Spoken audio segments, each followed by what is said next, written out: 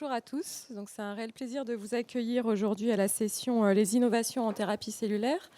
Donc, avec le docteur Étienne Baudou, responsable de l'unité de thérapie cellulaire du CHU de Liège. Juste une petite précision, donc la session est enregistrée. Donc, on fera attention aux questions-réponses en dernière partie, de bien avoir le micro et parler distinctement pour que les personnes puissent enregistrer.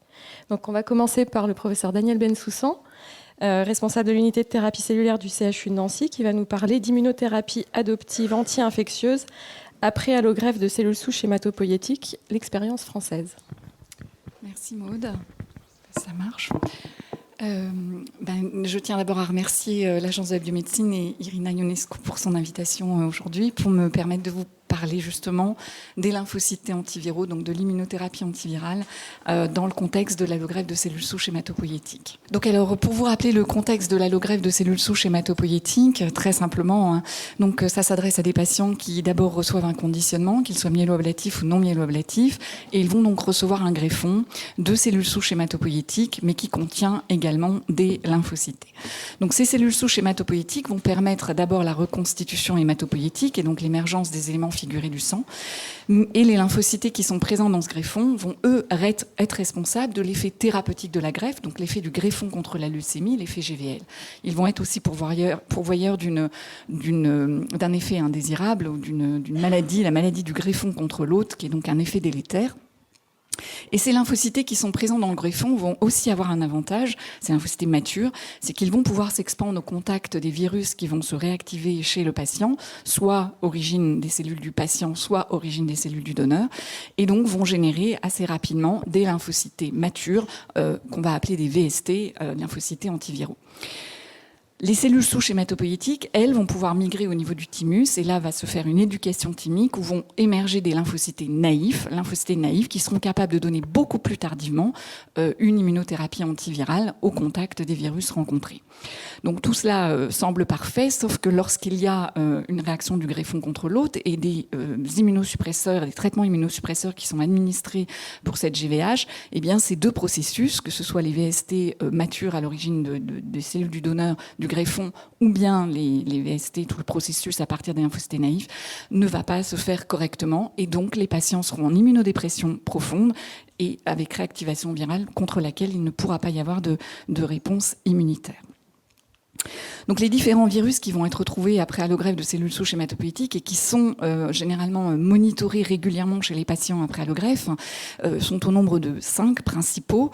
C'est l'adénovirus, le virus d'Epstein-Barr, le cytomégalovirus, et 2 qui ne sont pas sur cette diapositive, l'HHV6 et le BK-virus, avec une résurgence du BK-virus actuellement, notamment dans les greffes alternatives haploïdentiques ou sans placentaire. Donc pour ce qui est de l'adénovirus, on va essentiellement se parler de ces 3 virus que j'ai présentés sur la diapositive. La prévalence est principalement chez les enfants, et il existe un traitement qui est le cidofovir, qui n'a pas l'AMM dans l'indication, mais qui présente une certaine efficacité, mais surtout une certaine toxicité, contre-indiquant parfois son administration chez les patients, notamment en cas d'insuffisance rénale. Pour ce qui est du virus d'Epstein-Barr, il est le plus souvent traité au stade infection, c'est-à-dire au stade de réplication virale. Plus rarement, on arrive au stade maladie, qui est le syndrome lymphoprolifératif EBV induit. Et le traitement le plus souvent administré, c'est le rituximab, donc anticorps anti-CD20, puisque le virus d'Epstein-Barr a un tropisme pour les lymphocytes B. Et enfin, pour le cytomégalovirus, là aussi, les traitements sont mis en place dès le stade de réplication virale. Il existe un certain nombre de médicaments qui sont assez efficaces. Pour autant, il y a parfois un peu d'échappement. Cela étant, depuis que la prophylaxie par le létermovir a été instaurée, notamment chez les adultes, chez les receveurs qui ont une sérologie positive pour le CMV, on ne voit quasiment plus ou très très peu de CMV maladie survenir. Donc, ces traitements antiviraux présentent une certaine efficacité dans 70 à 80% des cas. Donc, ça veut dire qu'il y a à peu près 20% des patients qui ne répondront pas du fait de l'absence de reconstitution immunitaire spécifique en parallèle. Ça ne préviendra pas, ces traitements antiviraux, les réactivations virales ultérieures. Et puis, on a vu, ils ne sont pas dénués de toxicité qui contre-indiquent parfois leur administration. À l'inverse, les lymphocytes antiviraux ou VST, comme vous le verrez sur mes diapositives, vont pouvoir restaurer le système immunitaire et donc, quelque part, réparer ce qui ne fonctionne pas finalement et qui fait que l'infection virale survient. Et puis surtout, ça permettra de prévenir les infections virales ultérieures. Maintenant, il reste une question, c'est est-ce que ces lymphocytes spécifiques sont responsables d'une réactivation de GVH chez les patients? Aujourd'hui, on n'a pas vraiment la réponse à cette question. Donc il y a des travaux sur les VST qui existent depuis plus de 20 ans, qui ont été publiés. Sur cette diapositive, il y a vraiment que quelques publications principales qui sont rapportées, mais il y en a un nombre considérable. Et en fait, on voit que les premières publications datent de 92. Donc au départ, sur les 3 premières publications, en fait, portent sur des lymphocytes antiviraux monospécifiques, donc vis-à-vis d'un seul virus, en général produites à partir du donneur de la greffe, de cellules souches hématopoïétiques. Et on voit que les résultats sont plutôt intéressants, avec des rémissions partielles ou complètes chez la majorité des patients avec infection virale, et parfois survenue de réactions du greffon contre l'autre. Puis ensuite, se sont développés des lymphocytes de banque, en fait, d'abord monovirus et puis multispécifiques.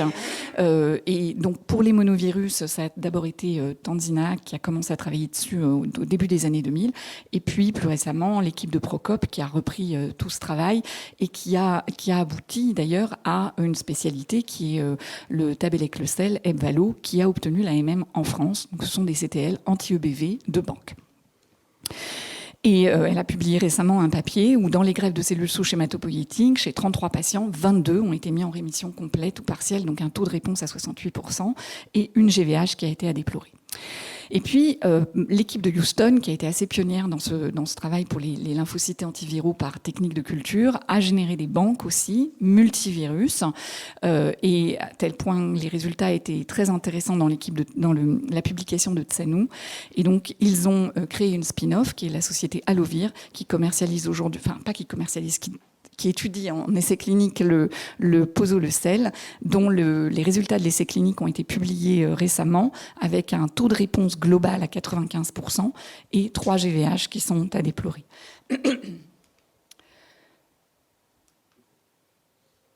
Alors, quelles sont les techniques qui permettent de produire ces lymphocytes antiviraux? Parce que dans tous les papiers que je vous ai montrés, il y a différentes techniques qui ont été utilisées. Donc là, si on repart dans le contexte de la greffe d'un patient qui a une hémopathie maligne, qui est conditionnée, qui est allogreffé, il va, dans le contexte du déficit immunitaire post-greffe, développer des infections virales. Et donc, on va pouvoir soit repartir du donneur de la greffe, soit repartir d'un donneur tierce partie, et prélever une leucaphérèse. Et la première méthode qui a été utilisée historiquement et qui fait l'objet des spécialités d'Allovir et le Tabelec-le-Sel, c'est une technique par culture cellulaire où pendant 10 à 14 jours, on va expandre donc les lymphocytes antiviraux au contact de poules de peptides viraux de différents virus, pour obtenir une quantité relativement importante de lymphocytes antiviraux qui pourront être injectés, donc soit monospécifiques, soit multispécifiques, qui pourront être injectés chez le patient. Une deuxième grande technique qui est utilisée, c'est l'isolement par technique immunomagnétique, où là, en fait, on va pouvoir isoler les lymphocytes spécifiques présents dans la leucaphérèse par technique immunomagnétique, donc sur un Clinimax ou un Prodigy, selon 2 possibilités, soit par les multimères, soit, c'est très peu utilisé, soit par la technique de sécrétion d'interféron gamma, sur laquelle je reviendrai ultérieurement.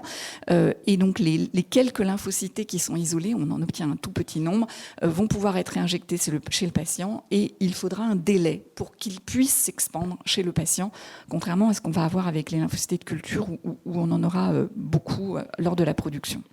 Et puis, ce qui s'est beaucoup développé, c'est ce que j'exposais tout à l'heure, c'est qu'à partir de leucaphérèse de donneurs non apparentés, tierce partie, eh bien, on a produit par culture des lymphocytes multispécifiques ou monospécifiques de banque. Et donc, à partir de ces banques, on peut donc sélectionner des lignées qui matchent avec le receveur, les décongeler et les réinjecter au patient. Donc, quels sont les avantages de ces différentes techniques? Donc, très brièvement, la technique par culture cellulaire, en fait, permet de faire du banking cellulaire et d'avoir des cellules qui sont disponibles sur étagère, ce qu'on va appeler off the shelf. On peut amplifier, du fait de la culture, des CTL de très faibles, des VST de très faible fréquence, ce qui est souvent le cas des VST, par exemple, anti-BK-virus. La réponse chez les donneurs est relativement faible. L'immunité développée chez les donneurs est faible. Donc, cette expansion est plutôt favorable. Et puis, donc, on va pouvoir donc faire des multivirus. Par contre, ça demande pas mal de temps à produire. Donc, c'est pour ça que le design idéal, c'est une banque. Et puis, techniquement, ça demande aussi une certaine expérience. Les techniques par sélection immunomagnétique, je vais essentiellement me focaliser sur celle interféron gamma, donc consiste en fait à stimuler les lymphocytes par un pool de peptides antivirales. Donc, elles vont synthétiser de l'interféron gamma et on isolera les cellules sur la base de cette sécrétion d'interféron gamma. C'est une technique assez rapide qui prend 24 à 48 heures, qui est relativement simple à mettre en œuvre et qui peut être étendue dans beaucoup de centres, qui permet d'obtenir des cellules qui sont polyclonales, qui sont à la fois CD4 et CD8, donc avoir un maintien de la réponse dans le temps chez le patient. Mais on va obtenir un faible nombre de cellules, donc il faut prévoir un temps chez le patient d'expansion avant d'observer une efficacité. On va focaliser la suite de l'exposé essentiellement sur cette technique-là, qui est celle que l'on développe au CHU de Nancy. Et donc, voilà comment on va procéder. On part d'un donneur, soit du donneur de la greffe, soit d'un donneur haplo-identique, intrafamilial, qui possède une réponse immunitaire contre le virus concerné, adénovirus, CMV ou EBV. On va prélever une leucaphérèse, l'envoyer à l'UTCD du CHU de Nancy, puisqu'aujourd'hui, c'est le seul centre autorisé en France. Et puis, on procède à la stimulation pendant 6 heures avec le pool de peptides viral adéquat. Donc, ces pools de peptides, juste très simplement, ce sont des peptides en fait de 15 acides aminés qui se chevauchent tous les 11 acides aminés et qui vont recouvrir l'ensemble de la protéine immunodominante du virus ou des protéines immunodominantes pour le BV. À l'issue de cette stimulation, au bout de 6 heures, en fait, les cellules spécifiques vont sécréter de l'interféron gamma, vont synthétiser de l'interféron gamma. Et donc, on va procéder d'abord à un marquage de ces cellules avec un double anticorps à double valence, anti-CD45, anti-interféron gamma. Donc, la valence anti-CD45 va se fixer sur tous les leucocytes. Et puis, on va lancer, par un changement de température, la sécrétion d'interféron gamma par les cellules spécifiques. Cet interféron gamma qui est sécrété va se fixer sur la deuxième valence de l'anticorps. Au bout de 45 minutes, on arrête le tout en repassant à température basse et on va fixer le deuxième anticorps anti-interféron gamma couplé à la bille magnétique. Je suis désolée, je vais peut-être montrer comme ça. Donc voilà, le premier anticorps, double anticorps, anti-CD45, anti-interféron gamma, la sécrétion d'interféron gamma qui vient se fixer sur la deuxième valence, et le deuxième anticorps anti-interféron gamma couplé à la bille magnétique. Donc c'est le cytokine capture système de Miltenyi Biotech. L'ensemble est passé sur Clinimax, ça c'est pour l'ancienne technique, et on a on récupère donc de la fraction positive qui est restée sur l'aimant, on la récupère et elle est enrichie en lymphocytes antiviraux. Maintenant, on utilise pour l'ensemble de ces étapes-là le Prodigy qui est complètement automatisé et qui va procéder donc, à toutes ces étapes que je vous ai décrites de manière très reproductible, donc donner des résultats beaucoup plus reproductibles d'une manipulation à l'autre. À l'issue de cette sélection, on procède à un contrôle par cytométrie en flux qui va être le contrôle libératoire pour déterminer l'enrichissement des cellules. Et puis, on garde une toute petite fraction qu'on va expandre pour pouvoir faire des contrôles fonctionnels ultérieurs. Les cellules partent dès que le contrôle libératoire est obtenu vers le centre receveur, sont conditionnées et partent vers le centre receveur et sont réinjectées immédiatement. Donc le tout prend moins de 2 jours pour que le patient reçoive ces cellules. Alors, la première étude que j'avais mentionnée dans mon tableau des publications, c'est celle de Feuchtinger en 2006, qui a d'abord montré qui avait donc traité 9 patients avec des lymphocytes anti-adénovirus et isolés par technique immunomagnétique. Et donc, il a pu montrer qu'il n'y avait aucun effet secondaire, en tout cas immédiat chez ces patients. Un seul sur les 9 a manifesté une réaction du greffon contre l'autre. Et il a observé chez 5 patients une expansion des lymphocytes antiviraux que l'on voit ici chez le patient, donc soit très précocement à J7 ou beaucoup plus tardivement, plutôt entre 4 et 6 semaines après l'injection, donc nécessité du temps d'expansion. Mais surtout, ce qu'il a montré et qui est extrêmement intéressant, c'est que chez ces 5 patients où il y a eu une expansion des lymphocytes antiviraux, il y a eu soit une diminution de la charge virale, soit une clairance complète de la charge virale pratiquement de manière concomitante avec l'expansion des lymphocytes antiviraux. Donc, sur la base de ce travail, il y a eu un certain nombre de publications, que ce soit dans l'adénovirus, EBV, CMV ou BK-virus. Au total, si on fait le bilan de tout ce qui a été publié, c'était un rapport qui avait été fait en 2019, il y a eu 162 patients qui sont rapportés dans la littérature, un peu plus maintenant, 76% en réponse complète ou partielle antivirale, aucun événement indésirable immédiat, et 16 patients, donc un peu moins de 10%, qui ont réactivé une GVH.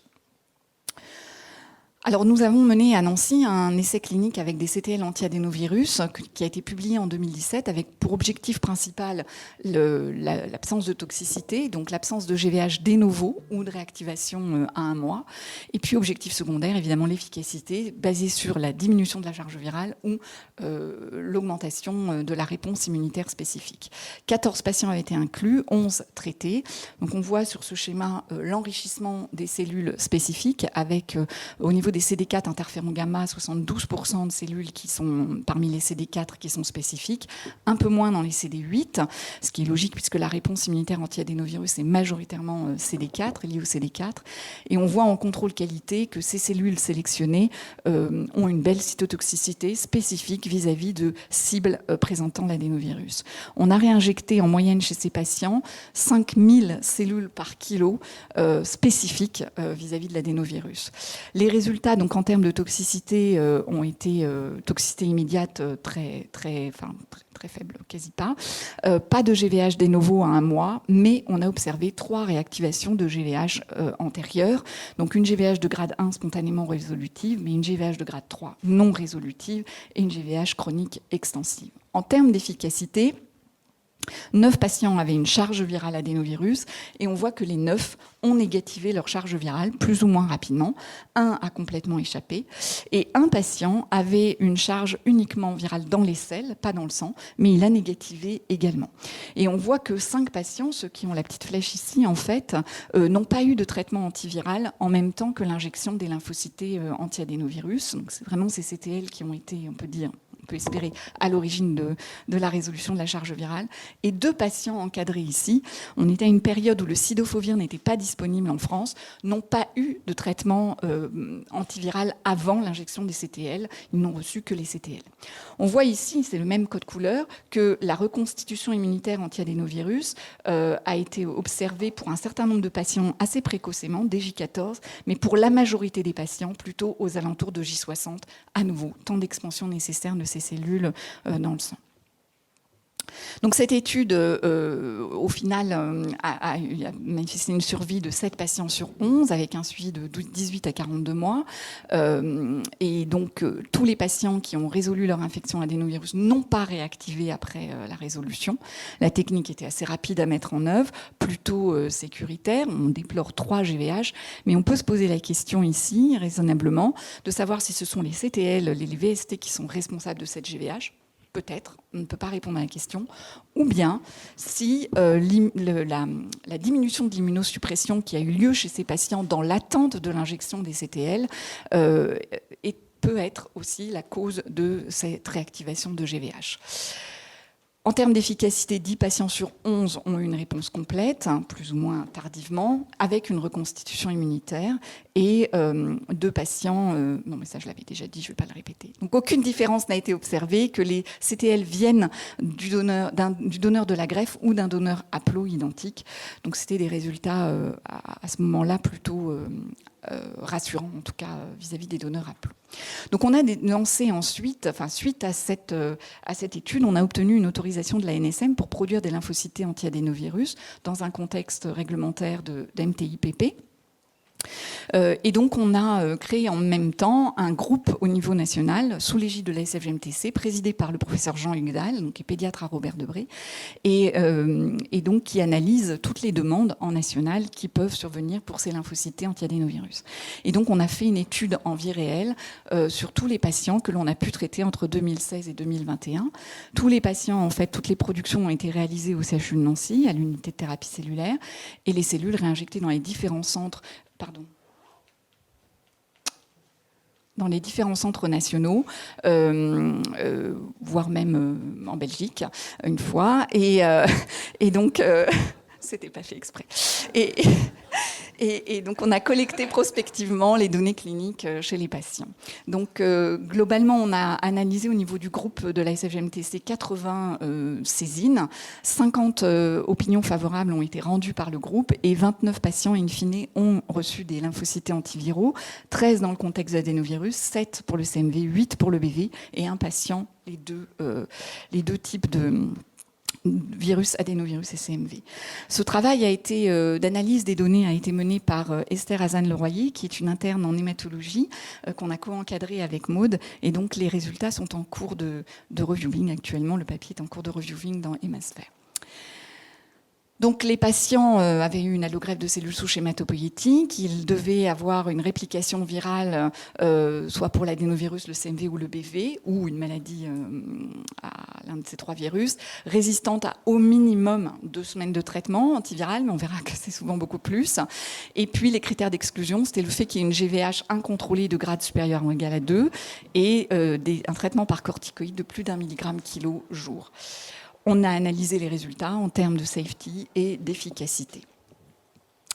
Donc, la présentation des caractéristiques des patients, on avait une majorité d'enfants, donc 17 enfants pour 12 adultes, une équirépartition entre des hémopathies malignes et non malignes, la moitié des patients qui avaient eu un conditionnement non myéloablatif ou atténué, 100% des patients qui ont eu une déplétion T in vivo, dont un peu plus de la moitié avec du SAL, du sérum antilymphocytaire, et 38% des patients qui étaient traités pour une GVH au moment de l'injection des CTL. Il s'est écoulé en médiane 46 jours entre la greffe et l'infection virale, et puis en médiane 50 jours, mais vous voyez le range entre 21 et 300 jours, entre le début de l'infection virale et le traitement par les lymphocytes antiviraux. 17 patients avaient une infection virale, 12 étaient au stade maladie, et en médiane, les patients ont eu 2 lignes de traitement antiviral avant d'arriver au CTL, au VST, mais certains sont allés jusqu'à 5 lignes de traitement antiviral. Les VST ont été produits dans 55% des cas, donc plus de la moitié, à partir d'un donneur intrafamilial tierce partie. Et 5 patients ont eu 2 réinjections de CTL. Et ils ont reçu en moyenne, les patients, 1,5-10,4 CD3 lymphocytés par kilo, donc pas que des cellules spécifiques ici. En termes de safety, donc les résultats sont assez... Voilà, je vais les commenter. Donc, il y a eu 3 GVH qui ont conduit au décès du patient, 2 réactivations de GVH aiguë et une GVH chronique qui n'a pas été prouvée, donc voilà, mais qui ressemblait et qui a conduit en tout cas au décès du patient. 8 patients sont décédés de leur infection d'origine, donc avec une inefficacité des VST. Un patient décédé d'un choc septique et un d'une infection BKV. 3 patients sont décédés d'une mortalité liée à la greffe, à la transplantation, et un d'une rechute. Alors, ce que l'on observe ici, c'est que l'efficacité des VST, qu'elle soit, qu'il y ait une rémission complète ou partielle, en fait, à 3 mois, elle est de 62% dans cette cohorte. Elle est plus importante chez les patients à 1 mois, chez les patients qui ont eu des lymphocytes anti-adénovirus que vis-à-vis des autres virus, probablement parce qu'ils ont été pris aussi plus tardivement et après plus de lignes de traitement. Et puis, sinon, on n'a trouvé aucune influence sur la réponse, le taux de réponse à 1 mois, quel que soit le type de donneur, de la greffe ou haploïdentique, qu'il y ait eu une T-déplétion, quel que soit le type de T-déplétion, puisqu'ils ont tous été T-déplétés, qu'il y ait eu une modulation de l'immunosuppression avant l'injection des VST, que les corticoïdes aient été continués à une dose inférieure à 1 mg/kg ou qu'il y ait eu du ruxolitinib. 4 patients l'ont reçu et ils ont bien répondu au VST, ou qu'il y ait eu un traitement curatif antiviral après les VST concomitant en fait au CTL. Ce que l'on a pu voir sur le plan de la reconstitution immunitaire, c'est qu'il y en a, ça n'a pas pu être étudié chez beaucoup de patients parce que dans tous les centres, ce n'était pas possible. Donc ça a été fait en fonction de la disponibilité des techniques dans les centres et selon la technique disponible, donc c'est même pas la même technique. Et on voit sur ces 7 patients en fait qu'on a une reconstitution immunitaire qui est présente en même temps que la charge virale diminue. Et chez ce patient où la reconstitution immunitaire s'arrête, en fait, diminue complètement au cours du temps, on voit que la charge virale ne diminue pas. Alors, quelle a été, en termes de survie, la survie de la cohorte? Donc, vous voyez ici qu'elle est vraiment pas bonne. Alors, il faut se replacer dans le contexte. On est sur des patients qui sont très très lourdement traités, qui sont souvent après plusieurs lignes de traitement antiviral. Donc voilà, ça peut-être expliquer aussi ce taux de survie. Mais ce qu'on a constaté d'intéressant, c'est que tout virus confondu, on a constaté que lorsque la charge virale, on avait un seuil en fait à 5 logs de charge virale. Au-delà de ce seuil à 5 logs, la survie est vraiment très péjorative. En dessous de ce seuil de 5 logs, la survie est bien améliorée. Donc ça va dans le sens de plus on prend tôt les patients avec une charge virale pas trop élevée, plus on a de chances que les lymphocytes T soient efficaces.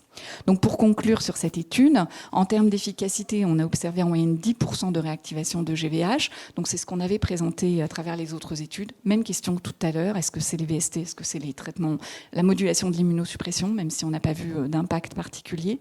En termes de réponse globale antivirale d'efficacité, on est à 62% à 3 mois, avec une reconstitution immunitaire qui a été mise en évidence chez 7 patients.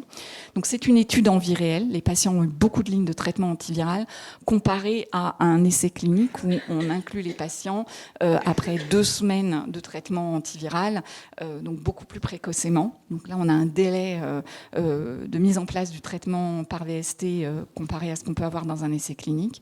Et donc ce seuil à 5 logs qui va dans le sens de plus on traite tôt, meilleurs sont les résultats.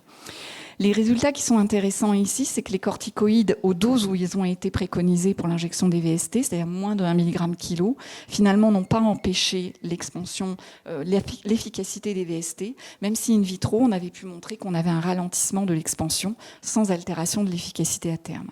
Et puis les injections répétées, ça a été fait chez 5 patients et ça a permis d'obtenir que 3 patients soient mis en rémission complète de leur infection virale. Donc aujourd'hui, comme je le disais en introduction, il y a des sociétés qui commercialisent des lymphocytes antiviraux, donc c'est des banques, soit le Lebvalo, le Tabelecleucel Ebvalo par Pierre Fabre, qui sont des VST anti-EBV, qui a une AMM aujourd'hui en Europe, bien qu'il n'y ait eu aucun essai contrôlé qui ait été mené en France.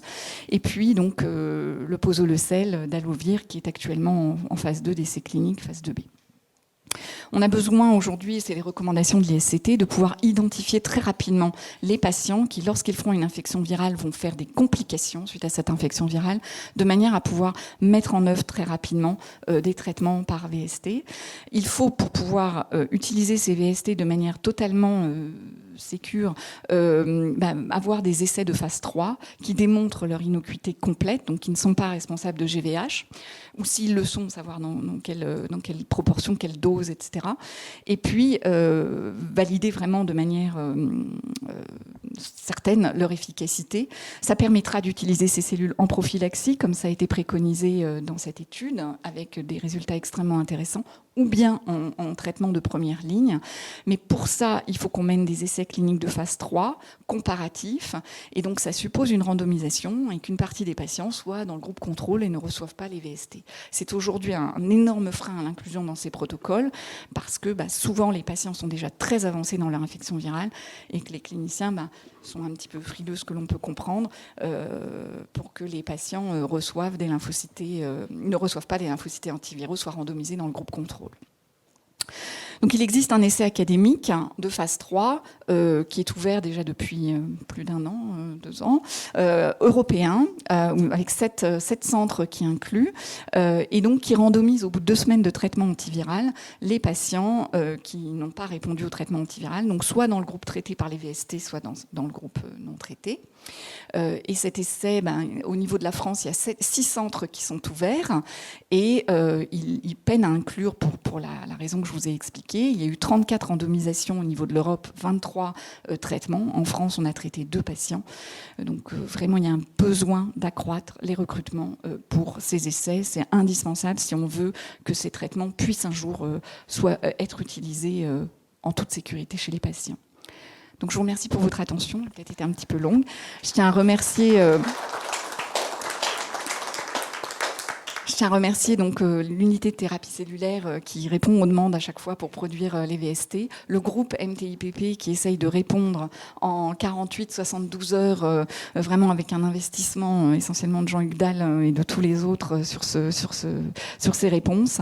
Milteni qui nous a beaucoup accompagnés. Je voudrais remercier Esther Hazan-Leroyer, donc l'interne en médecine qui a fait le travail d'analyse des données en vie réelle. Merci beaucoup.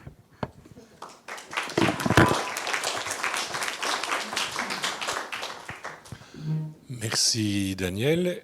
Je vous propose de garder vos questions pour la fin de la session et d'enchaîner directement avec notre intervenant suivant qui est Ibrahim Yacoubaga, professeur d'hématologie au CHU de Lille et qui va nous parler de la production d'ATMP, notamment de CAR T-cells en milieu académique. Bonjour à toutes et à tous. Donc, je vais parler des productions académiques des CAR T-cells, ce qu'on appelle point of care. Voilà. Juste, c'est quelque chose, je pense qu'on le connaît malheureusement, le traitement du cancer. On a fait beaucoup de progrès, mais il y a beaucoup de choses à faire. On ne peut pas étudier la mortalité liée au cancer chez la population âgée, parce que malheureusement, ils peuvent mourir d'autres choses. Mais par contre, lorsqu'on s'intéresse aux patients âgés de moins de 20 ans qui ont développé un cancer, donc lorsqu'on a une mortalité, probablement c'est lié au cancer. Et si on regarde ici, c'est le taux de mortalité en fait lié au cancer dans les années 70. Et puis, petit à petit, on a vu quand même ce taux de mortalité lié au cancer dans cette population baisse. Malheureusement, depuis 2 décennies, il y a un plateau. C'est-à-dire on est arrivé à un stade où on est arrivé à la limite de nos moyens. Donc, il fallait vraiment autre chose. Et je peux vous dire que l'immunothérapie, c'est quelque chose, les gens y pensent depuis 40 ans, mais ce n'est pas quelque chose de simple à mettre en place. Donc, on va parler rapidement sur les CAR-T. Qu'est-ce que c'est les CAR-T ? Finalement, pour étudier l'immunité antitumorale, il faut comprendre un petit cours d'immunologie rapide, c'est l'activation de la lymphocyté. Donc le tout commence par cette reconnaissance TCR et HLA pour faire le premier signal de stimulation. Mais en fait, cette première étape nécessite quand même de l'HLA. C'est quelque chose qui est limitant, en quelque sorte. Et par la suite, il y a des signaux de co-stimulation qu'on peut voir ici, qui vont stimuler, inhiber, etc. Et si on réfléchit un petit peu, si on regarde le récepteur T, qu'est-ce qu'on voit ? On sait qu'il y a un site de reconnaissance qui a besoin quand même de l'HLA, c'est vraiment très spécifique. Et puis après, le domaine de signalisation. Et donc l'idée, c'est un peu compliqué, le TCR, c'est spécifique, il a besoin de l'HLA et que ça retarde la réponse immunitaire. Mais si on remplaçait juste la tête, le site le récepteur, en fait, de reconnaissance, par quelque chose qui est beaucoup plus simple, qui peut interagir rapidement, comme une immunoglobuline, comme un récepteur B. Et l'idée, c'était, à l'époque, on a commencé à parler un petit peu, travailler un peu génétique, jouer avec les gènes. Et finalement, et si on intégrait un gène qui va garder la chaîne CD3 zeta, c'est-à-dire juste pour transduction, et mettre à la place, tout simplement, un petit morceau qui n'a pas besoin de l'HLA. Et donc, on a créé un récepteur chimérique, d'où le nom, Chimeric Antigen Receptor. Ça venait de là. Et c'est la première génération de CAR, en quelque sorte. C'était la première génération. C'est juste l'anatomie des CAR. Vous avez un domaine extracellulaire où vous avez cette single chain fragment. C'est juste pour aller reconnaître l'antigène. Par la suite, un domaine intramembranaire. Et puis, avec la première génération, on s'est rendu compte que dans la boîte de Petri, c'était facile. Vous mettez le CAR avec les cellules, et ça va tout détruire. Mais en fait, dans la boîte de pétri, vous mettez des cytokines, vous mettez des choses, donc les cellules sont stimulées. Or, en réalité, quand vous avez un premier signal qui arrive et qui n'est pas suivi par un signal de co-stimulation, eh ben, les lymphocytes vont passer en énergie. Et donc, finalement, c'était un peu difficile. Donc, l'idée, c'était, puisqu'on est capable maintenant de manipuler génétiquement les cellules, etc., et pourquoi pas rajouter carrément un récepteur, un domaine intracellulaire de co-stimulation. D'accord ? Et donc, maintenant, on a cette deuxième génération. On a à la fois le premier signal et le deuxième signal. Je dirais, les premières cellules, c'était les deux qui étaient séparées, mais après, on les a montées en série, comme ça. Et par la suite, pourquoi pas, troisième génération, mettre 2 domaines de co-stimulation ou faire autre chose de plus sophistiqué. Mais en hématologie, la deuxième génération suffit largement. Qu'est-ce qui se passe in vitro ? C'est une cellule tumorale. D'accord ? Ah voilà. Regardez le CAR qui arrive comme un pitbull et on a, ça allume les synapses, etc. Il commence à bouffer, mais vraiment, c'est vraiment avec de la rage. Là, il est en train de complètement détruire la cellule tumorale. C'est très joli in vitro. Et là, c'est la même chose, mais cette fois-ci, les cellules tumorales sont celles-ci. Et regardez, pareil, c'est le CAR. Et pourquoi j'ai mis cette deuxième vidéo ? C'est juste pour vous dire, mais une fois le CAR a terminé le travail avec une cellule, il va aller chercher une deuxième cellule, etc. On a pu compter jusqu'à 1000 cellules tumorales détruites par un seul CAR, lymphocyte, ce qui est quand même quelque chose de très, très impressionnant. Par la suite, forcément, in vitro, on voit l'efficacité, il faut passer in vivo. Et regardez ici, les pauvres souris, s'en font toujours le cœur, mais bon. C'est utile, c'est-à-dire on a des souris contrôle. Les 4 souris qui ont reçu des cellules leucémiques, et puis de contrôle, on n'a rien fait, et des cellules, les 2 premières qui ont reçu des CAR-T. Et regardez, clairance totale au bout de 72 heures. C'est vraiment une efficacité. Par contre, ces 2 pauvres souris, regardez, là ici vous avez un peu de cellules, et là ici quand c'est du rouge, c'est que vraiment il y a une expansion de la tumeur. Donc c'est efficace, et par la suite, on peut passer à l'homme. J'ai fait rapide, mais passer à l'homme. Qu'est-ce qu'on fait ? Les premiers CAR-T, c'est on prélève les lymphocytes du malade et on va les transduire, les envoyer pour le manufacturing. Après, on va les préparer le malade et puis on va les réinjecter. Un peu d'histoire pour les CAR-T. On est en 2023 et tout le monde parle de traitements innovants, succès, etc. Le tout, ça a commencé en 87. Je commençais mon internat. Et en 87, une équipe japonaise a démontré qu'on est capable de faire exprimer un récepteur sur la surface des lymphocytes T. Et 2 ans plus tard, une équipe israélienne non seulement a montré que c'était vrai, mais ce récepteur est efficace. Et on a attendu une vingtaine d'années avant de voir les premières publications sur les CAR-T arriver. Et puis, par la suite, c'était l'ALC, la première publication, mais ça ne marche pas très bien dans l'ALC. Puis après, on a l'ALL, puis les lymphomes, etc. Et maintenant, je peux vous dire, je me défie, n'importe qui dans cette salle ou ailleurs qui peut me dire qu'il est à jour sur la bibliographie des CAR-T. On en a 10 à 20 articles par jour qui sortent sur les CAR-T. C'est vraiment une prolifération des... Et non seulement ça, on a commencé à avancer. Maintenant, on utilise même des maladies auto-immunes qu'on est en train d'étendre. Et on discute aussi pour les cancers, pour des infections, des maladies infectieuses, etc. Donc finalement, le champ s'étend beaucoup.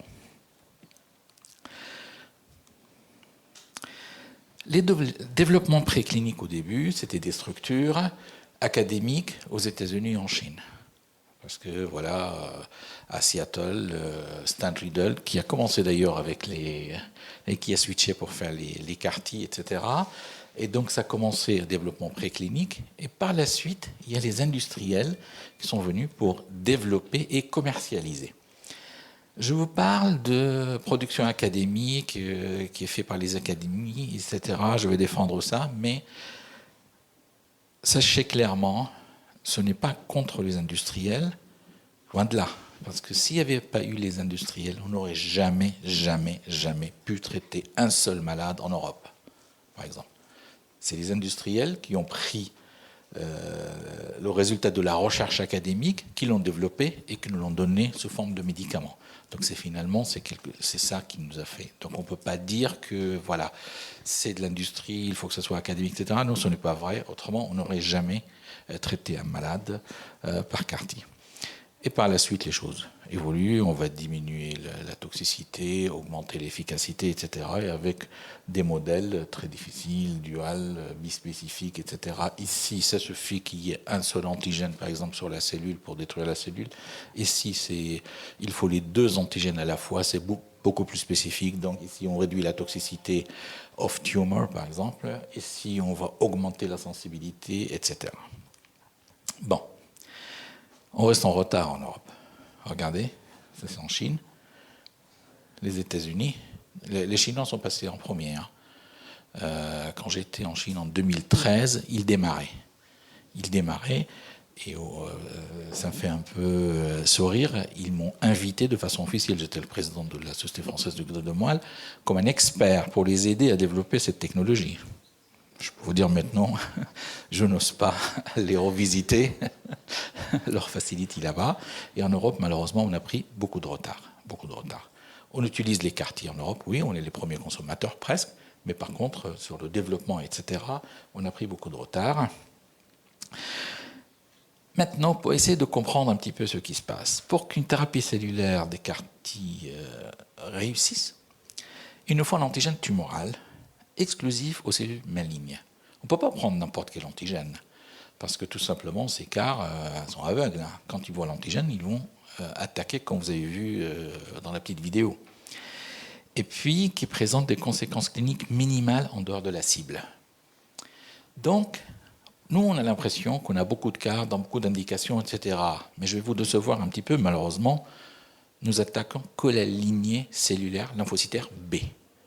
Parce que tout simplement, on connaît, il y a des maladies, des malades qui ont un déficit en lymphocyte B, même on va avoir 0 lymphocyte B, l'aplasie B. La conséquence, on va rajouter des immunoglobulines polyvalentes, etc. Donc finalement, on peut se permettre. Là, on limite les dégâts collatéraux. Et puis la perturbation, suppression de la lignée B n'est pas très importante. Donc voilà, pour comprendre un petit peu ce qui se passe, c'est que ça c'est la lymphopoïèse B. Dans la moelle osseuse, au début, on a les cellules immatures, ça donne des lymphoblastes, ça donne des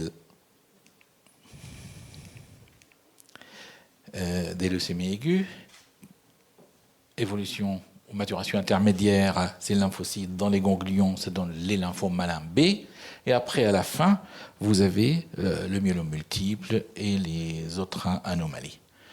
Et si on regarde l'expression des antigènes spécifiques, vous avez le CD19 qui est exprimé sur des stades précoces de la maturation. C'est pour ça que vous avez les 40 CD19 pour les LAL, les lymphomes, mais ça ne marche pas dans le myélome.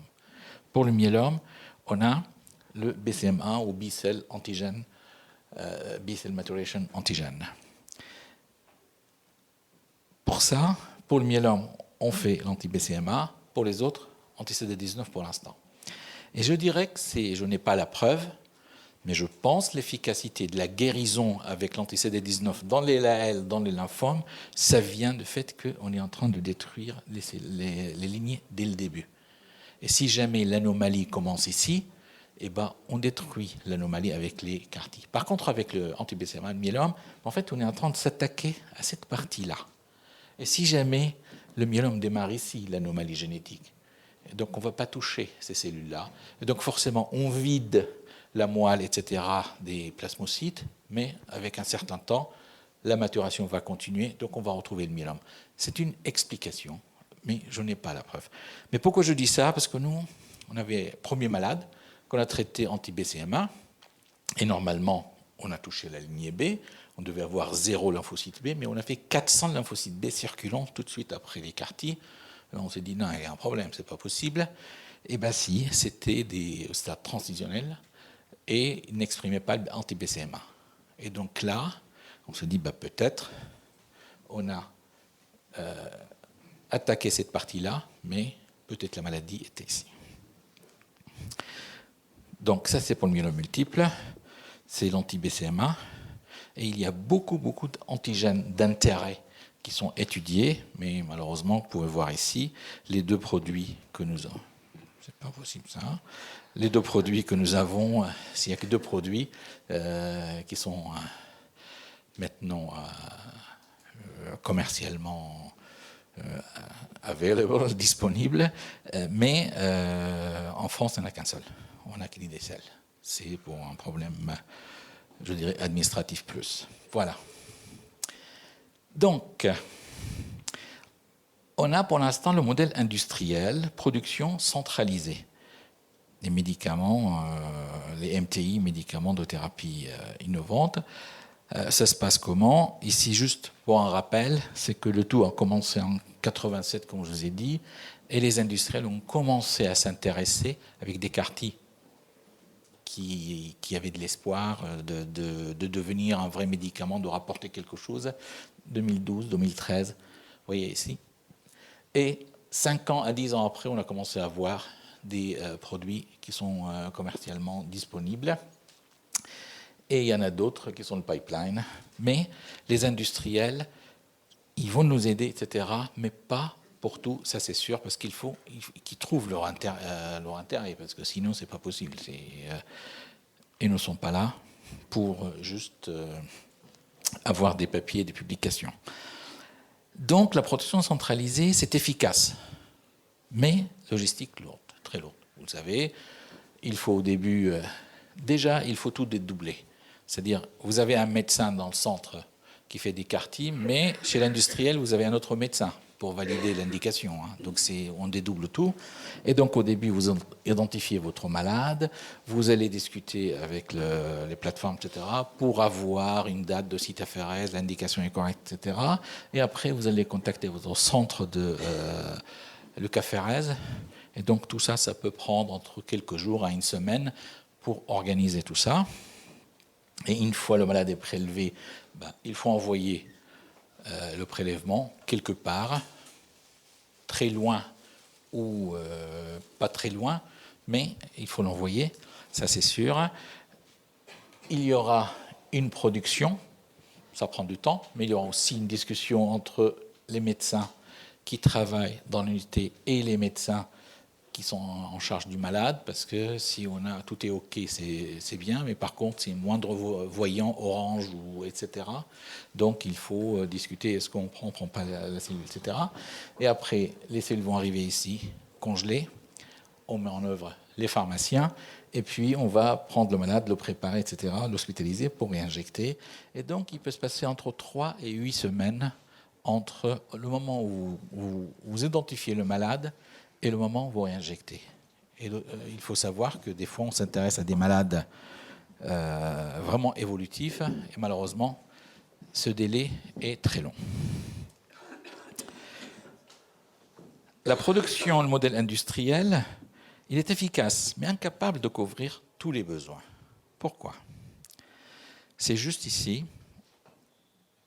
la population CD19, en Europe, aux États-Unis, au Canada, ce n'est pas la population mondiale.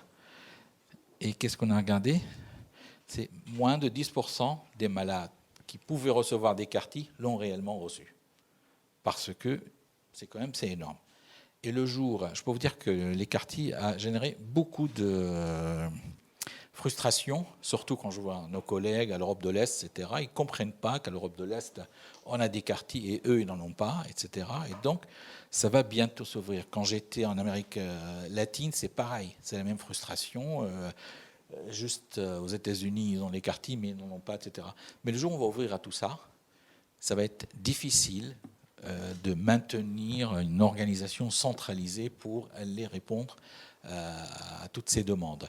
Même, je dirais que toutes les facilities, etc., qui vont sortir en 2024, etc., sont déjà trop petites, je dirais, parce qu'on ne peut pas suivre avec ça.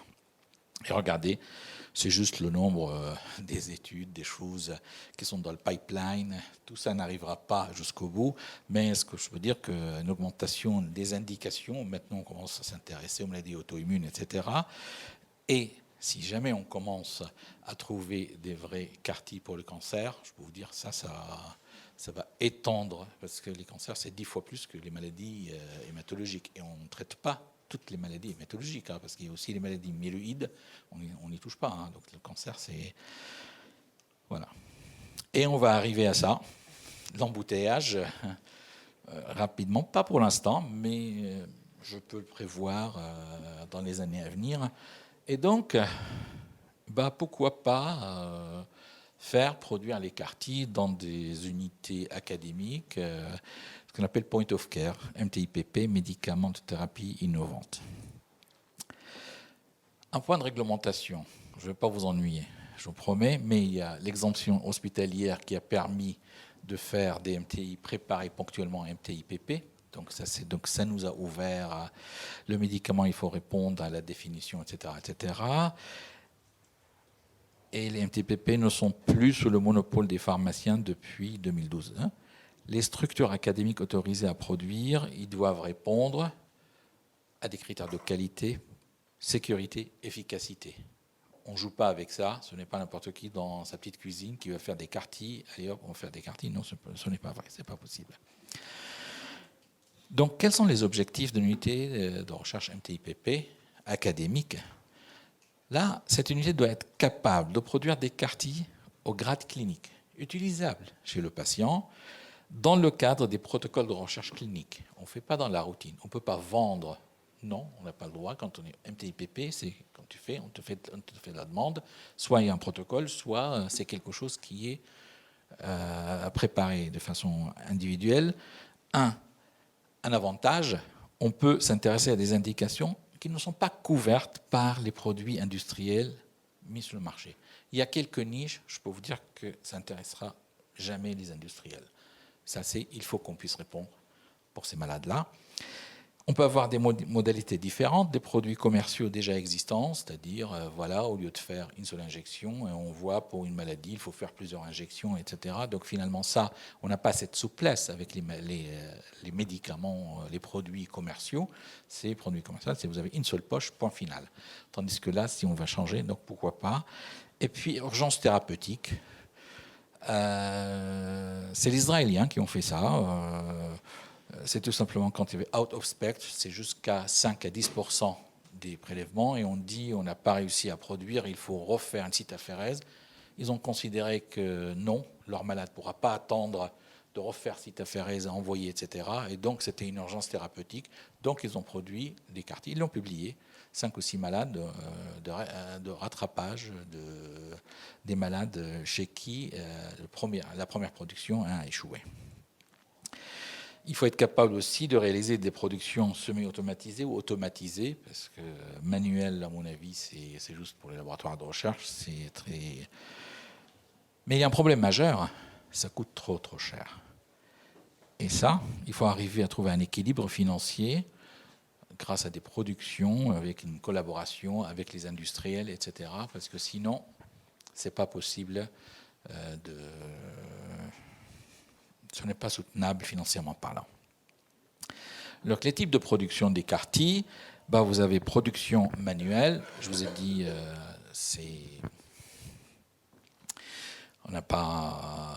on utilise de moins en moins, c'est vraiment de la recherche, etc.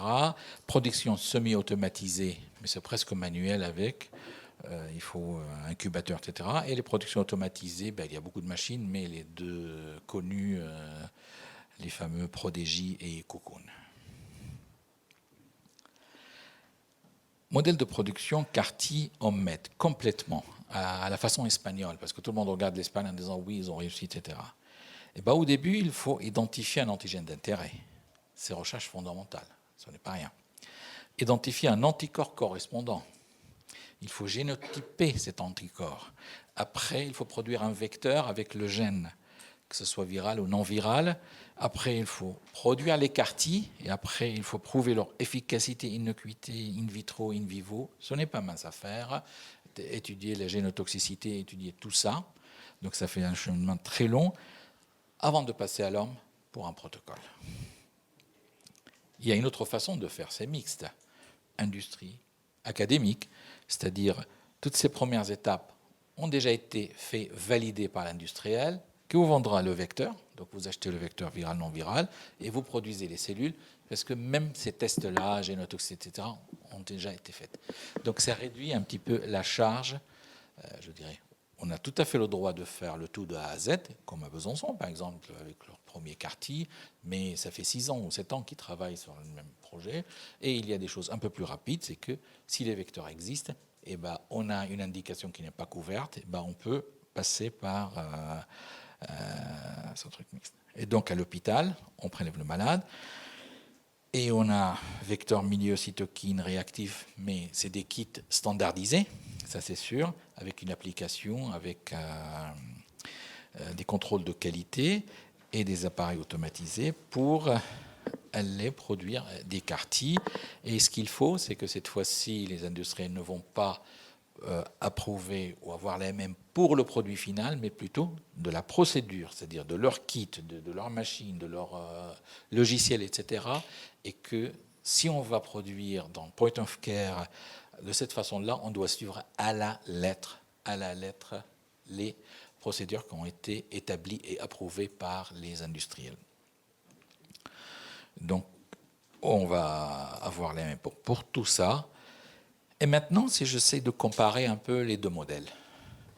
Production répondant à la réglementation, contrôle de qualité. Bon, je pense qu'il n'y a pas de doute que les industriels, là, ils répondent au contrôle de qualité. Mais c'est possible pour les unités de thérapie académique. Les experts se trouvent à l'université, en quelque sorte, parce que c'est les industriels qui vont prendre l'expérience de l'académie, mais c'est très difficile quand même. Mise en place d'unité de production, facile, mais loin du patient pour les modalités centralisées, mais décentralisées, c'est difficile, et près du patient, c'est difficile, très difficile, je peux vous le dire, mais c'est près du patient, c'est pas impossible. Moyens financiers, j'étais timide, j'ai dit limité pour nous, mais c'est inexistant. C'est inexistant, et puis confortable pour les industriels. Logistique très compliquée, c'est beaucoup plus simplifié quand c'est point of care. Moi, j'ai eu mes collègues belges qui produisent maintenant de quartiers point of care, et ben, ils me disent, il n'y a pas photo. Voilà. Et en plus, ils sont très fiers, parce que c'est eux qui produisent pour leurs malades. Voilà. Et c'est frustrant pour nous. On n'est pas loin, mais bon. Délai entre prélèvement et réinjection, c'est réduit, ça c'est sûr. Trop long avec les modèles décentralisés, même si on essaye d'accélérer, etc. C'est beaucoup plus court, ça c'est sûr. Les ressources humaines qualifiées. Le modèle centralisé industriel, c'est limité, parce qu'ils sont obligés de recruter dans le pôle académique. Et ce qui se passe, c'est qu'on est en train de vider le pôle académique. Et le jour où on videra le pôle académique, il y a beaucoup de conséquences. La première chose, moi je veux bien aller travailler chez un industriel, mais s'il veut me payer mon salaire, ça ne sert à rien. Il va falloir qu'il paye 3, 4, 5 fois mon salaire. Donc finalement, ça coûte beaucoup plus cher. Et deuxième chose, on vide. Moi je connais quelques laboratoires de pointe en Italie, par exemple, il n'y a plus personne qui travaille. Les ressources humaines et les expertises sont déjà là, il faudrait les garder. Ça, par contre, c'est pas facile, parce que moi, je fais le Cartidé, le congrès international. Les Américains sont venus, ils ont insisté, ils étaient très contents, et puis après, ils sont partis avec ma pharmacienne, que ça faisait 4 ans qu'elle travaillait avec moi. Elle est à Los Angeles maintenant. Bon. C'est tout. Je les invite plus, mais bon, ils ne veulent plus venir. Le prix de traitement est élevé. Je ne peux pas vous dire combien ça va coûter production académique, parce que le problème, c'est que quand vous faites une production ou 50 par an, ce n'est pas la même chose. parce que vous avez les frais fixes avec les salaires, etc. Donc ça, c'est comme un avion, vous savez, vous mettez votre avion dans le tarmac, il vous coûte de l'argent. Hein. Vous dites, mais pourquoi il ne bouge même pas? Ben oui, parce que vous êtes en train de payer des pilotes, les assurances, etc., même s'ils ne veulent pas. Et donc c'est pareil. Mais quoi qu'il en soit, ce sera plus abordable. Et quand je vois le prix que la France paye pour l'instant, personne ne dit rien, on est très content, et voilà. Mais ça ne va pas durer longtemps, donc voilà. Couverture des besoins des patients, impossible. Impossible avec modèle industriel, parce que c'est vraiment pour arriver à un médicament, ça prend beaucoup de temps, tandis que c'est possible, surtout si on démocratise, et surtout si on travaille avec les industriels. Je veux dire, dans un protocole Novartis, qu'elle fait dans le myélome, Dana-Farber à Boston, ils ont exigé que les productions soient effectuées dans l'unité de Dana-Farber. Et Novartis a accepté, a dit Amen. Et dernière nouvelle, vous avez déjà fait 14 malades. Donc juste pour vous dire que c'est possible. Il n'y a pas de... mais il faut être... Développement des nouvelles cibles, c'est hors champ d'industrie. Vous avez vu, les industriels sont rentrés dans la danse 20 ans après le début des CAR-T. Et puis, couverture de toutes les indications, peu intéressant pour l'industrie, mais pour nous, c'est intéressant parce qu'on a le malade en face, on fait pour le malade, et puis voilà. Donc l'idéal pour moi, ce n'est pas opposer industrie, académie, etc. Ça serait une stupidité absolue. C'est préclinique, c'est l'académie, ça c'est sûr, parce qu'on cherche, on ne sait pas ce qu'on va trouver ou non. Donc les industriels, c'est tout à fait normal qu'ils ne puissent pas s'intéresser à tout ce qu'on fait, parce que c'est difficile. Mais quand on a des phases précoces, c'est l'académie industrie. Nous, on a trouvé, et eux, qu'ils vont nous aider à développer. Le développement pour avoir l'AMM, c'est l'industrie. Ça, c'est sûr, c'est leur travail. Ils ont les connaissances, tous les services juridiques, etc., pour arriver jusque-là. Et de la routine, on peut faire académie, industrie. Donc, ils nous aident et on les aide en contrepartie. Ils ne seront pas perdants, ça fait gagnant-gagnant, je dirais des trucs comme ça. Juste pour vous dire, c'est pas facile, ça se passe pas très bien. Et donc, on va profiter d'un appel d'offres de l'INCa qui veulent labelliser un réseau national sur la production des CAR-T, d'autres cellules, etc. Après multiples tergiversations, etc. Maintenant, ça y est, il y aura un seul dossier qui sera déposé.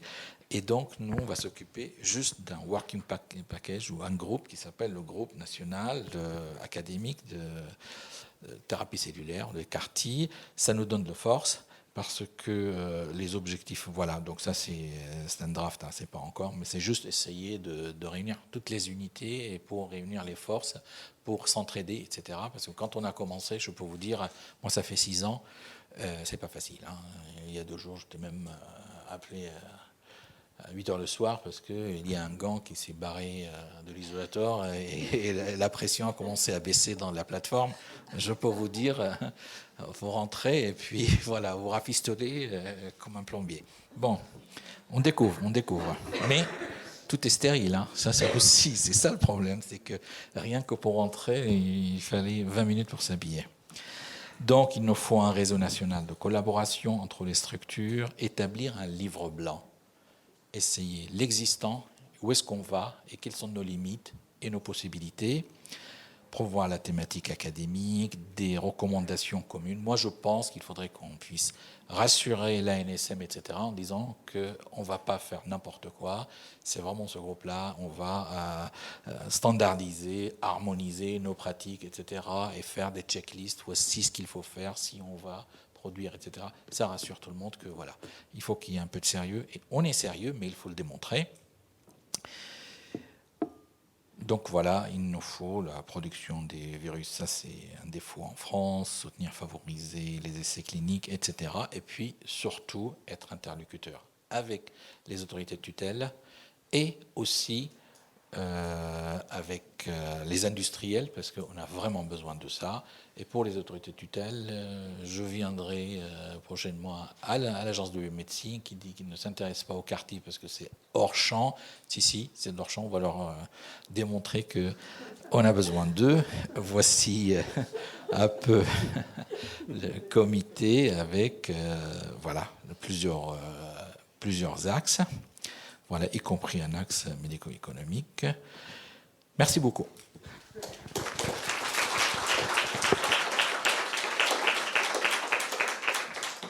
Merci à tous les deux. Donc, avec ce panorama extrêmement complet sur 2 thérapies innovantes différentes, avec un schéma plutôt, Daniel, où l'académique était plutôt promoteur au début, et on voit qu'il y a des industriels qui commencent à prendre, et puis l'inverse, plutôt pour les quartiers, où c'est vraiment les industriels qui ont permis de développer, et puis on voit que l'académique raccroche un peu les wagons. Est-ce que vous avez des questions ? Il faut faire passer Moi, j'ai une question là. 2 questions. La première, c'est technique. Pour le Prodégie, tu as dit qu'avant tu faisais avec... et après, tu as switché pour le Prodégie. Est-ce que le programme existait déjà ou tu étais obligé de le construire avec la société et tu as payé Alors pour les VST, le programme existait déjà parce que c'est tout un développement de Miltenyi, en fait, c'est toute leur technologie. Donc oui, le programme existait déjà et on a pu utiliser le Prodigy même si pour le moment on n'est pas dans des locaux GMP parce qu'on a mis en place un système complètement clos avec le Prodigy, même en amont et en aval, ce qui n'a pas été évident, mais finalement on a réussi et de ce fait on peut utiliser le Prodigy dans nos conditions classées. Et juste pour ce procédé-là, à condition d'être complètement en système clos. Question dans la salle, John ? Oui, j'avais des questions pour Daniel. La première, c'était maintenant qu'il y a un produit antiviral commercialisé, dans cette indication-là, c'est le BV, je ne sais plus. Dans cette indication-là, dorénavant, il faudra, quand il y a un essai clinique, comparer à ce bras-là, obligatoirement. Alors c'est une bonne question, je ne me la suis pas posée. J'avoue qu'aujourd'hui, à chaque fois qu'on a une demande de VST-EBV, en fait, la NSM automatiquement oriente vers EBVALO puisqu'ils ont l'AMM.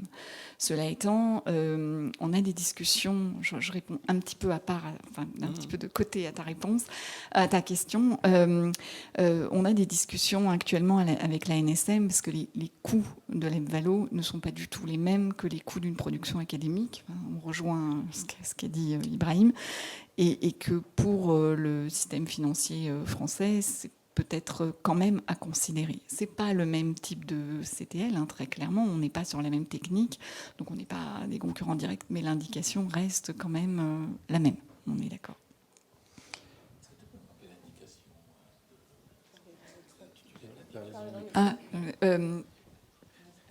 Oui, est-ce que tu peux nous rappeler juste l'intitulé de l'indication du produit Oui, en fait, c'est pour les réactivations EBV et syndrome lymphoprolifératif EBV induit, post-allogreffe de cellules souches hématopoïétiques, mais aussi post-greffe d'organes, il me semble, qu'ils ont l'autorisation dans cette indication. Il n'y a pas des conditions avant, disons, un échec après 2 ou 3 lignes d'antiviraux, etc. Parce que ça, c'est qu'il faut voir. C'est-à-dire, si on n'est pas dans l'indication, on n'est pas obligé de comparer. C'est-à-dire, c'est pas considéré comme standard of care. C'est-à-dire, si on va faire dès la première ligne, alors eux, ils sont à la 3e, ça, on a le droit. Mais par contre, si on va vraiment s'atteler à la même indication avec la même, et là, on n'a plus le droit. Alors, je pense que s'il y a après une ligne de traitement, au moins, je pense. J'avais une deuxième question pour Daniel, tant que j'ai le micro. Mais je ne sais pas si tu sais, est-ce que dans ces indications, dans ces maladies virales, il y a parfois des antigènes de surface, et tu me vois venir, est-ce qu'on peut imaginer un CAR-T allogénique universel pour au moins une de ces maladies virales, c'est-à-dire la prochaine génération de médicaments Je pense qu'il y a des, je sais qu'il y a des équipes qui travaillent déjà dessus. Après, c'est pas tout de suite, mais oui, il y a des travaux qui se font là-dessus. Merci. Et dernière question, cette fois-ci, par contre, pour Ibrahim. Très terre à terre, finalement, toi, dans ton service, les 2 automates, est-ce que tu les as comparés? Est-ce que tu as une préférence entre le Cocoon et le Prodigy? Non, je ne vais pas comparer. Non, je n'ai pas de préférence. Ça, c'est sûr. Mais bon, je ne peux pas dire parce que je n'ai pas envie de... C'est juste pour le Cocoon, tu as besoin de Prodigy quand même. Parce que la sélection se fait en Prodigy, après tu passes au Cocoon. Une autre question? Oui, merci beaucoup. Non, moi, je suis Michel Tsimato, je suis le directeur général adjoint de l'Agence de la biomédecine, donc j'ai beaucoup apprécié et beaucoup appris de vos deux exposés qui sont très didactiques. J'avais une question parce que mon métier initial, c'est néphrologue et pédiatre. Est-ce que vous pensez qu'un jour, on aura des traitements préventifs antiviraux, par exemple, dans la greffe d'organes, par exemple, parce que vous avez parlé du BK. Évidemment, c'est un énorme sujet pour les greffeurs d'organes. Et est-ce qu'on pourrait imaginer, par exemple, d'avoir des accès comme ça à des traitements préventifs pour ce genre d'infection? Puis après, j'aurais peut-être une remarque pour M. Ibrahim. Préventif, aujourd'hui, c'est un peu prématuré, je pense. On aimerait déjà que ce soit validé en curatif, peut-être après une ligne de traitement, en sachant que pour le BKV, il n'y a pas énormément de traitements en plus qui sont disponibles. Donc, préventif, je ne sais pas, mais c'est vrai que c'est quelque chose qu'on qu'il faudrait, à ce à quoi il faudrait arriver. Et en greffe d'organes aussi, ça fait partie vraiment des domaines dans lesquels je pense que ces cellules pourraient apporter un vrai bénéfice. Parce que dans certains cas, pardon, sauf si mes renseignements ne sont pas exacts, mais dans certains cas, on est capable de savoir que des patients qui sont porteurs d'un BK-virus, avant qu'ils soient greffés, sont totalement asymptomatiques. Et en fait, ils ne vont devenir symptomatiques sur les BK-virus qu'à partir du moment où ils vont être immunosupprimés dans la greffe d'organes. C'était ça l'idée de la prévention. Et puis peut-être une remarque, c'est moi j'ai beaucoup apprécié parce que vous avez apporté beaucoup de questions, beaucoup de réponses aux questions que j'avais au cours du premier exposé. Simplement pour rappeler peut-être que même si c'est des modalités extrêmement coûteuses et des procédés industriels qui justifient une coopération entre le public et le privé, peut-être ne pas oublier que la matière première, c'est la cellule humaine et le don qui est gratuit. Et donc peut-être intégrer cette dimension que si ces traitements sont possibles, c'est d'abord grâce à une démarche de solidarité interhumaine qui fait que les gens donnent leurs cellules. Et on rencontre parfois beaucoup de difficultés à l'Agence de la biomédecine pour mobiliser les donneurs. Ce n'est pas inutile de rappeler que si ces traitements sont aujourd'hui possibles, y compris à un niveau industriel, avec des industriels qui, comme vous l'avez dit, ne sont pas dans une démarche philanthropique, eh bien, l'étape tout à fait initiale est une étape de solidarité interhumaine que parfois on peut remettre un peu aussi à l'image dans les tableaux en disant que ça commence par un don. Merci. J'ai une question pour vous deux. En fait, j'aurais voulu savoir quel est votre regard sur le cadre réglementaire de la production de thérapies innovantes, qu'elles soient CAR-T ou lymphocytes virus spécifiques, et aussi quelle est votre réflexion par rapport à la lecture qui peut varier d'un État membre à l'autre à l'intérieur de l'Union européenne, et de voir un peu si vous êtes satisfait de cette réglementation ou comment vous souhaiteriez la voir changée ou appliquée.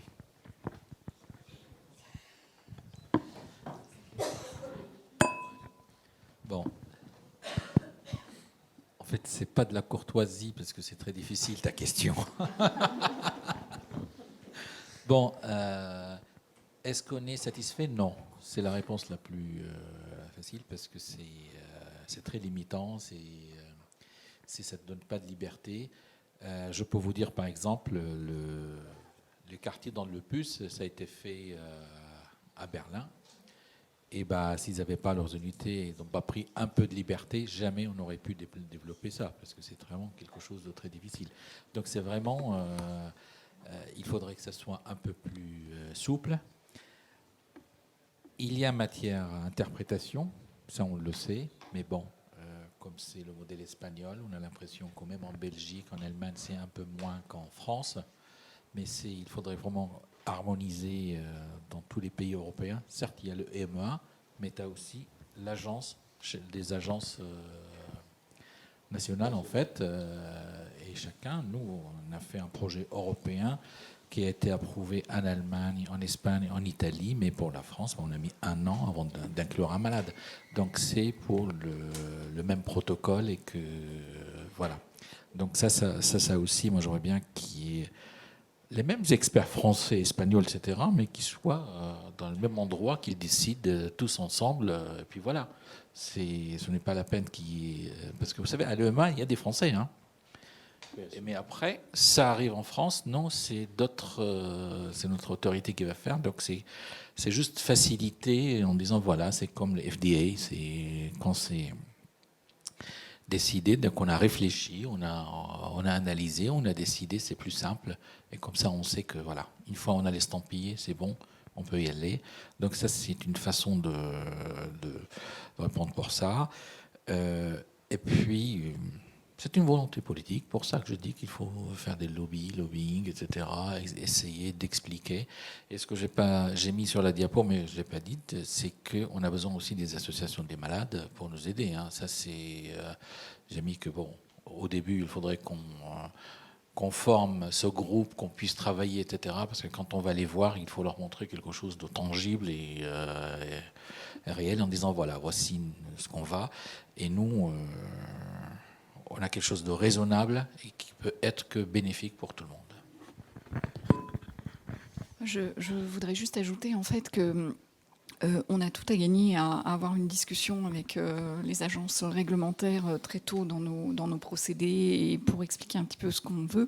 Il existe un groupe avec la NSM Interface MTIPP, donc qui se réunit 4 fois par an avec l'ensemble des unités MTI de France. Et c'est vrai qu'il y a des sujets qui sont abordés. Ils ont bien conscience en fait que les productions académiques représentent un coût financier bien moindre que les productions industrielles.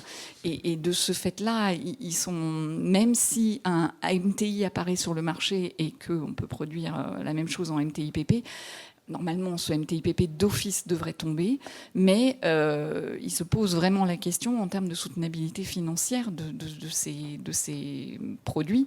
Donc, il y a une réflexion qui est en train d'être menée à la NSM. Je suis convaincue qu'on va arriver à quelque chose. Voilà. Il faut qu'on discute, il faut qu'on amène nos arguments, mais ils ont bien conscience qu'il y a quand même un sujet. Et d'ailleurs, d'autres pays ont déjà évolué dans d'autres sens. L'Espagne, on ne citer qu'elle.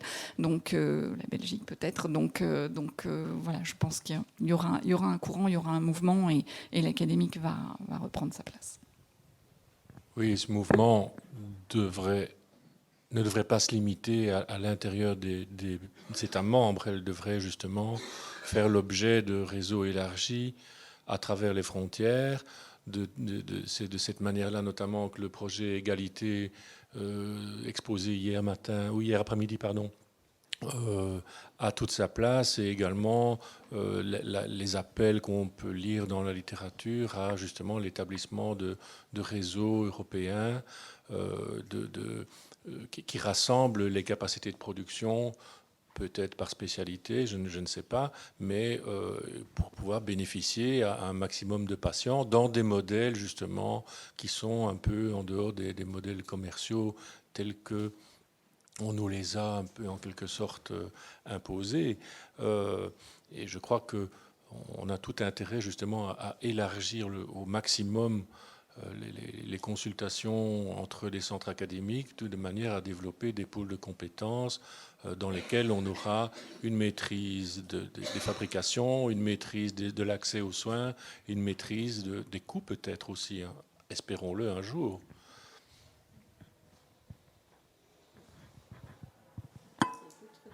D'autres questions dans la salle? Il nous reste quelques minutes. 3 minutes. Je peux? Oui, sûrement. Non, c'était juste quand tu étais en train de présenter tes malades avec la GVH, etc. J'ai vu que tu étais un peu triste d'annoncer qu'il y a eu des GVH, etc. Mais en même temps, j'étais en train de réfléchir à nos malades, à qui d'ailleurs on a fait appel à toi. Et c'est des malades, malheureusement, ils sont dans un cercle infernal. C'est que GVH, infection, etc., virale, bactéries. Et en fait, tout le monde commence à profiter de la situation de la faiblesse. Et donc l'idée, c'était vraiment de pouvoir prendre le téléphone, appeler bien avant d'arriver, c'est-à-dire ce que tu as présenté ici.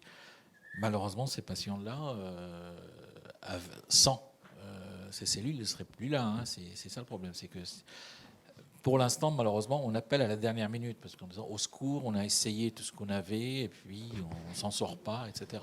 Et je pense que c'est plutôt... Oui, c'est un peu ce qu'on retient de l'étude, hein. C'est qu'en gros, on attend des fois 5 lignes avant de... Voilà. Et finalement, les meilleurs résultats, ils sont dans l'adénovirus parce qu'on n'avait qu'une proposition à faire chez ces patients et ceux qui ont des logs de réactivation qui sont les plus faibles. Donc, et pourtant, on a du mal à inclure en France dans l'essai TRACE de phase 3 quand même, où on propose dès le premier échec d'inclure ces patients. Tout à fait d'accord. Et c'est un sujet de discorde avec mes collaborateurs quand on fait la RCP, parce qu'il y a toujours un qui est en disant « Ah non, s'il est dans le bras placebo », mais je dis « Mais attends, si on fait un protocole, c'est qu'on n'est pas sûr. Et donc finalement, il y a une question et c'est passé à un comité d'éthique. Par contre, qui n'est pas éthique, c'est de mettre dans un protocole que les malades, on sait pertinemment que ça ne va pas aller. » En fait, c'est ça aussi. Mais malheureusement, ça, c'est de l'éducation. C'est que quand on a un protocole, c'est la question n'est pas résolue. Et donc, la seule façon de trouver une solution, c'est celle-là. Et c'est quand même sécurisé sur la levée de l'aveugle rapide si le patient évolue mal. Ouais. Donc, Il y a quand même, dans le cadre de cet essai, des pays où la culture est peut-être un peu différente, parce que l'Italie, l'Allemagne, un peu moins l'Allemagne, et la Hollande incluent beaucoup dans cet essai. C'est les plus gros inclure. Ils ont 11, 12 patients chacun. Et en France, non, c'est compliqué, quoi. Ne compare pas la culture latine, parce que les Allemands, quand ils font un protocole greffe versus no greffe, les malades dans le bras no greffe, même s'ils vont mourir, ils n'auront pas de greffe. Pas en France. Non, en France, il est randomisé non greffe. On va trouver le moyen pour aller le greffer quand même, parce qu'on est convaincu que la greffe est mieux. Donc c'est difficile de comparer. Bien. Est-ce qu'il y a encore une question dans la salle? Non? Quelque chose qui vous brûle les lèvres? Non. Bien, je trouve que c'était une séance vraiment extrêmement intéressante. 2 orateurs magnifiques. Je vous remercie tous pour votre attention. La cloche a sonné. Il faut qu'on cède la place. Merci Daniel, merci Ibrahim. Et à la prochaine fois.